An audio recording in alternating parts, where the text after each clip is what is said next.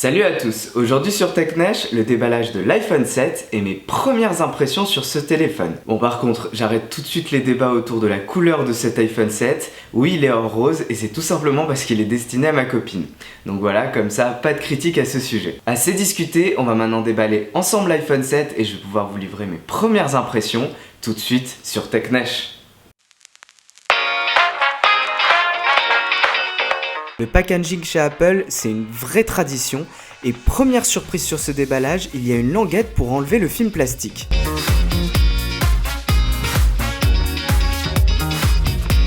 Première chose qu'on trouve dans cette boîte, c'est la justification du prix très élevé de cet iPhone avec marqué Design by Apple in California et quelques petites notices qui sont bienvenues. On trouve ensuite l'iPhone évidemment, or rose. Bon, comme je vous l'ai dit, c'est pour ma copine, j'aurais pas choisi cette couleur, mais je dois reconnaître qu'il est vraiment très beau. En tout cas, le design de toute façon chez Apple ne fait jamais défaut et les finitions sont excellentes.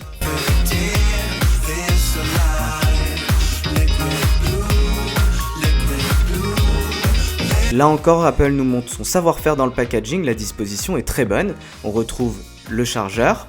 On retrouve évidemment les écouteurs de chez Apple qui sont toujours aussi stylés mais qui cette année ne se brancheront pas sur la prise jack puisqu'il n'y en a plus sur cet iPhone 7.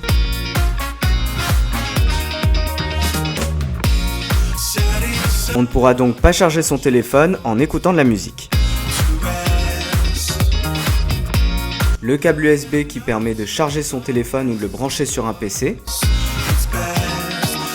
Et je me suis dit qu'il manquait un truc quand même dans cette boîte parce qu'il m'a semblé quand même entendre que Apple fournissait l'adaptateur jack et c'est là que je me suis rendu compte qu'il était en fait dans les écouteurs, juste en dessous. Donc une petite frayeur mais finalement qui se termine bien puisque l'adaptateur jack est bien fourni avec l'iPhone et permet donc de brancher n'importe quel casque.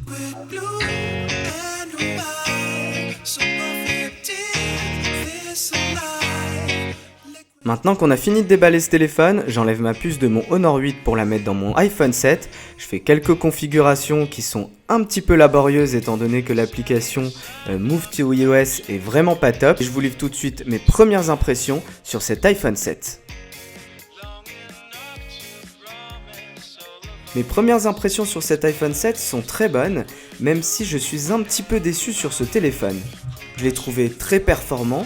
J'aime beaucoup iOS 10 que j'ai installé d'ailleurs sur mon iPhone 6S. L'une de mes évolutions préférées de cet iPhone, c'est d'ailleurs le nouveau bouton Home avec la sensation 3D Touch qui est excellent et que je trouve bien meilleur que le bouton physique. Et le son stéréo que je trouve très bon et qui est bien meilleur que sur les anciens iPhones, même si le deuxième haut-parleur ne se trouve pas en façade du téléphone.